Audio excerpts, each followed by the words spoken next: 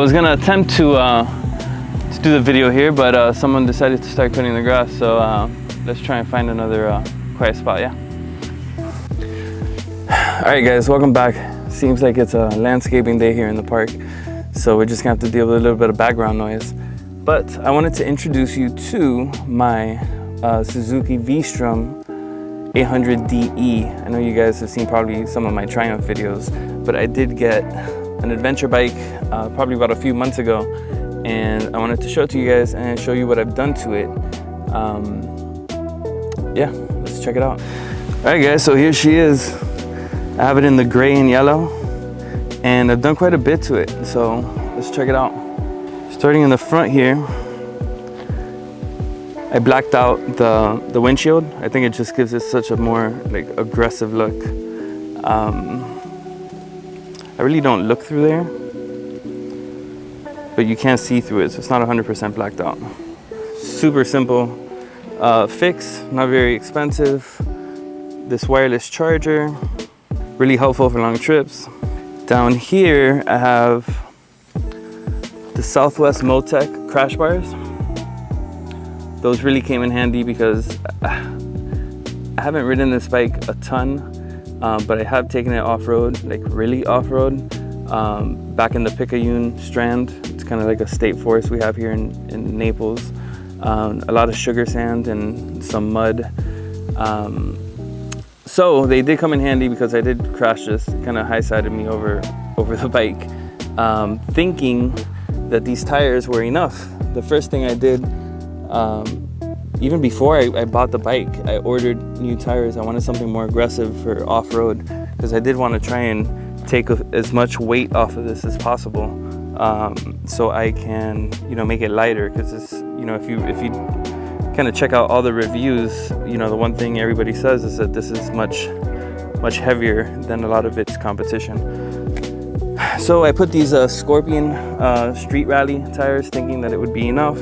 However, off-road, it doesn't grip. It doesn't grip as much as, true knobby tires. So if you really want to take this thing off-road, you're really gonna have to upgrade these tires. Here we have sugar sand, we have mud, and when I crashed it, I hit a patch that looked dry, but right underneath the surface was pretty wet and muddy, and it got sideways. There wasn't enough grip, and yeah, kind of crashed it. So here we have this there's not a lot of options, right? At least when I ordered this a few months ago, there's not a lot of options for exhaust, at least ones that I like. I wanted something really small and loud so people can hear me coming.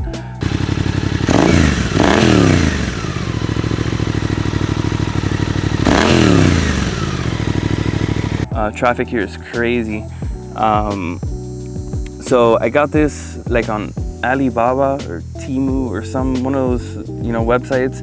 This thing was like $70 and like $100 to ship into the United States. So it's fairly cheap until I come across something else that I like. However, it is super light, it's loud, and the bike runs well with it. So let me see, what else did I do? The first thing I did when I got the bike was just start taking off all the unnecessary stuff. I never ride with a passenger, so I took off the passenger pegs. I ordered a lot of parts from Hessler Racing Team, and you can see right here, that's a little kind of 3D printed plastic part for the suspension adjustment, because that used to be on the foot pegs, on the passenger foot pegs. So now I have a place to put those. They also produce this tail tidy kit. You can see how clean the back is, because you don't have, and yeah, if you're in Florida, sorry, I took the V-Strom custom plate. Anyway, so I did the tail tidy, and I have these smaller little LED turning signals. What else? Okay, so this Nelson rig, these little luggage packs, it kind of expands, really simple, neat and tidy. I really don't need to carry much more than this. I have, some wipes if my helmet gets dirty, first aid kit, and, some camera gear, and usually some tools if I'm going off-road. And then underneath that, here, let's check this out. This is super easy to remove.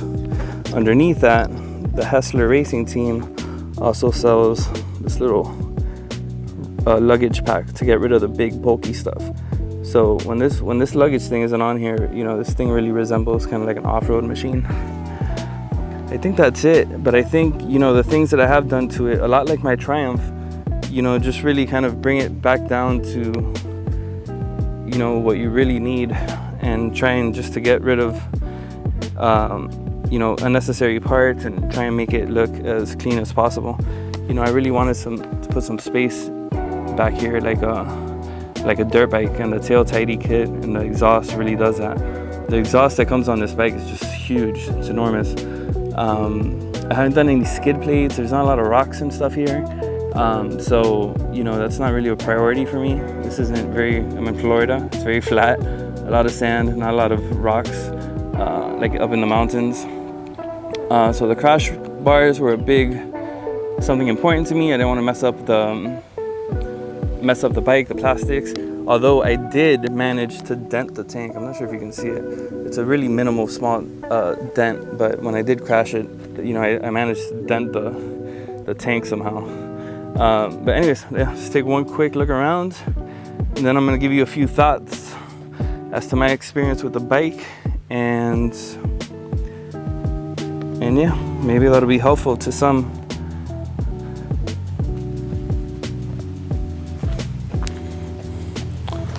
Alright guys, let's have a quick chat about this bike.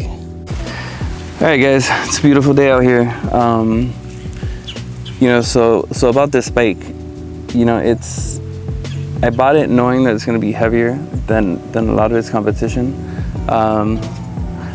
So my first you know, goal was to make it as light as possible.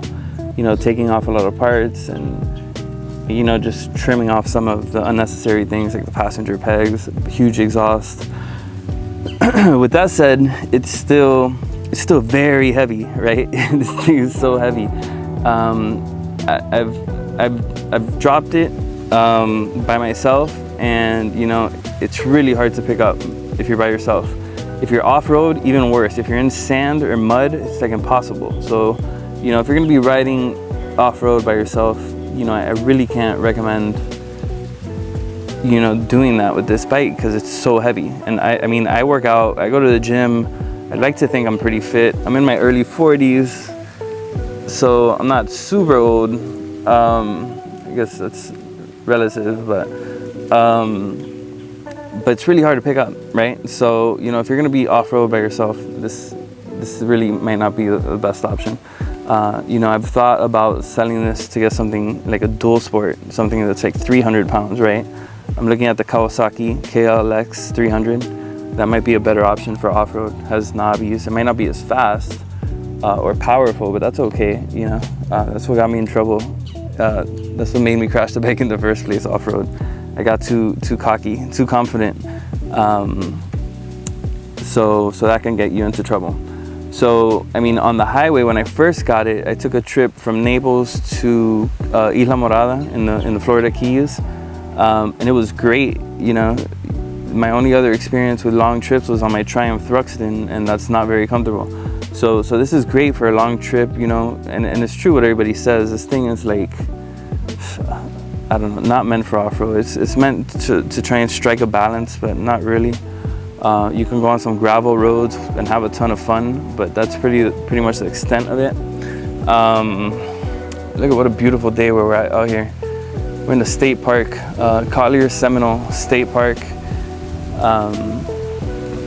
Anyways, so that's it, guys. I just wanted to introduce you to the bike, show you what I've done to it, and give you some feedback, because I know, you know, a lot of people might get into this thinking it's something that it's not, and that's kind of what happened to me.